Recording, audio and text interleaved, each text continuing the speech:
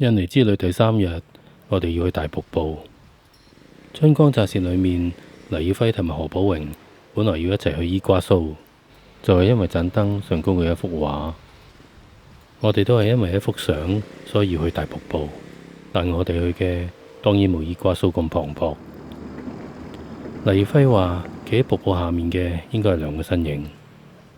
好可惜，故事裏面最後淨係得佢一個。我哋好好彩，2個人企喺瀑布下低，睇下佢有幾咁磅礴，同埋一齊俾佢搞到成身濕晒。呢個係 Dimas， 係個會聽鄧麗君嘅歌學中文嘅大學生，亦係我哋今日嘅導遊。佢喺大學讀緊生態，閒時唔使返學，就會嚟 Tumpak Sewu 兼職做導遊，幫補下學費。Tumpak Sewu 唔係印尼最高，但係印尼最大嘅瀑布。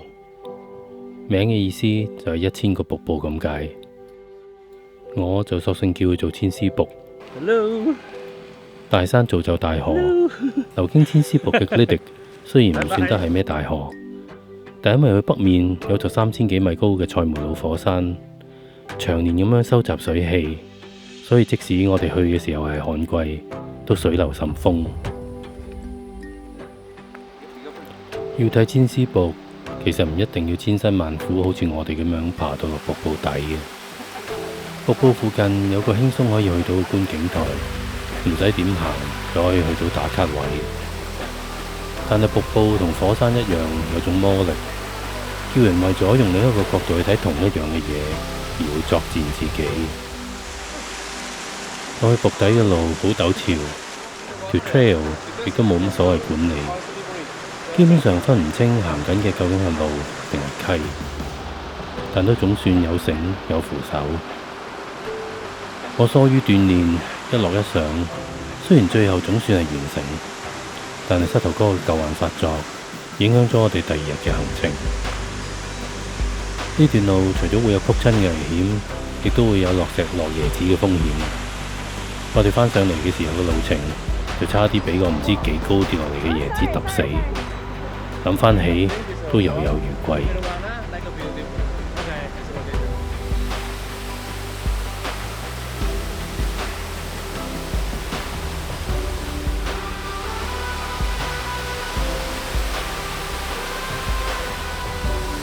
呢條河基本上係一條好大嘅石澗，流經瀑布後，我哋行緊嘅呢一段係洪水長年沖刷出嚟又深又窄嘅峽谷，亦因為咁樣，早上照到入嚟溪谷嘅陽光就顯得特別 dramatic。雖然河水未見洶湧，河谷有啲地方甚至乎顯得好安靜，但係呢條河落起上嚟嘅時候都唔係人咁品。唔夠1年前，瀑布下面有嚿遊客好鍾意企喺上面同瀑布打卡嘅石頭，冇人會諗到佢有一日會同大家講拜拜。但正正呢嚿石就喺一次豪雨洪水中，成嚿沖走咗。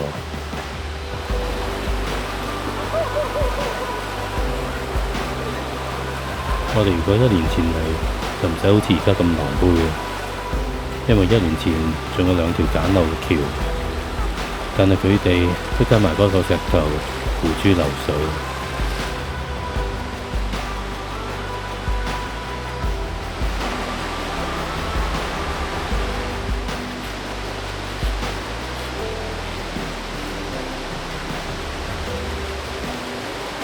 但其實咁樣過河都幾好玩嘅，就係咁樣涉水過咗2次河，底褲都濕埋之後，我哋就嚟到今日我哋嘅目的地。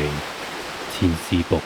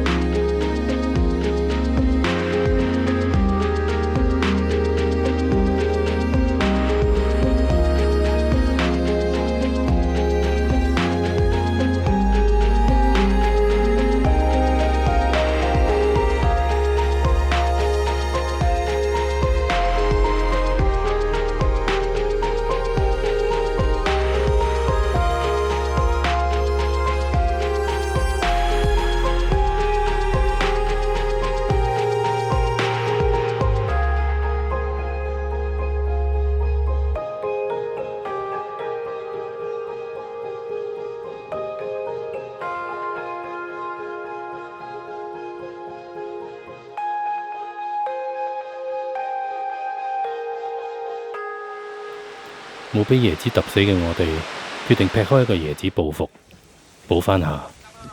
但係點樣都再補唔返我膝頭哥嘅勞損。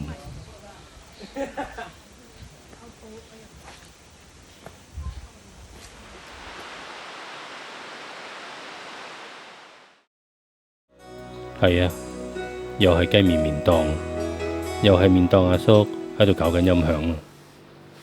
係呢，上集唔記得介紹，呢個就係我哋東爪哇嘅司機 Echo， 佢手車幾辣下㗎，長期壓住條中線行，逢車過車。我哋一齊食完碗麵，就開始我哋今日行程最精彩嘅部分，就係坐6個鐘車去第2座火山附近嘅酒店。就係咁樣，我哋一路向東，睇住有啲似富士山嘅塞梅魯火山嘅身影，離開我哋越嚟越遠。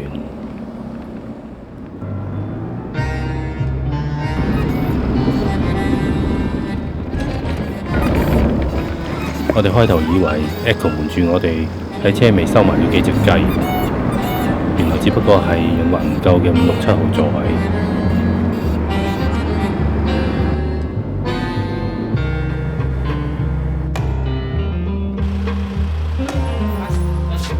去旅行真係會有好多 culture shock， 好似佢咁，點都唔會諗到入女廁反而係要除鞋，赤腳如廁。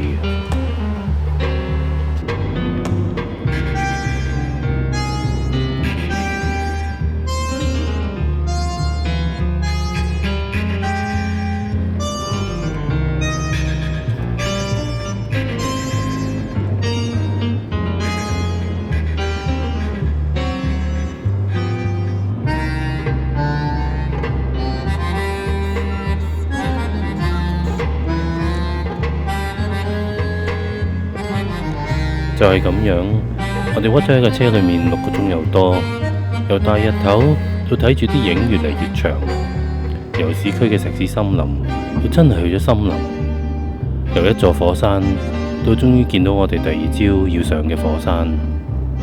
個天黑齊嘅時候，成身散晒嘅我哋就終於嚟到我哋今晚嘅臨時安樂窩。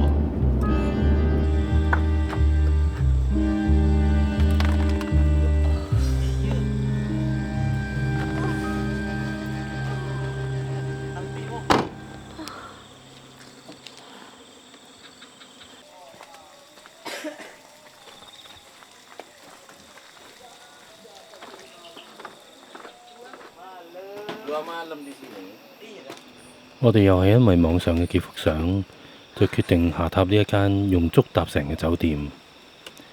呢度完全體現東南亞傳統建築嘅精髓，冇所謂窗，茅棚竹席，室內室外渾然一體。用老婆嘅語言翻譯返過嚟，即係又嘈又濕，搞到老婆第2朝瞓得唔好。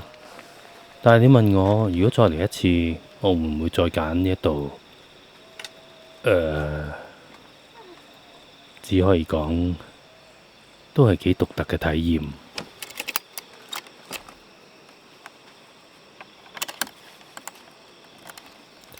呢個橋段好熟悉，又係酒店冇嘢食，又要去體察郊區民情，又要將我哋今晚個肚嘅幸福交俾緣分。而緣分今次就幫我哋揀咗一間熱鬧好多嘅家寶。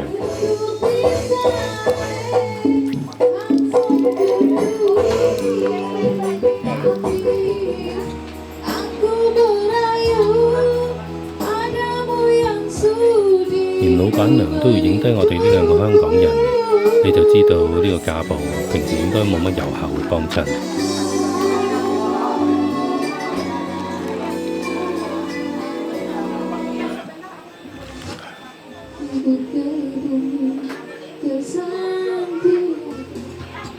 睇嚟印尼人真係好熱愛音樂，又或者應該講佢哋好熱愛卡拉 OK。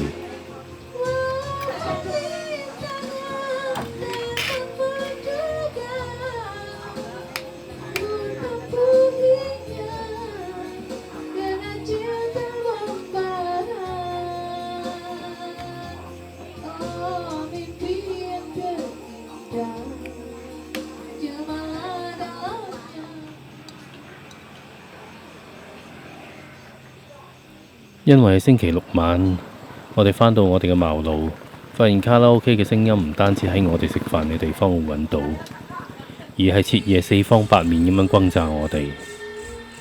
就係咁樣，我哋喺豪放不羈嘅印尼卡拉 OK 之聲之中嘗試入睡，完成咗我哋第3日嘅旅程。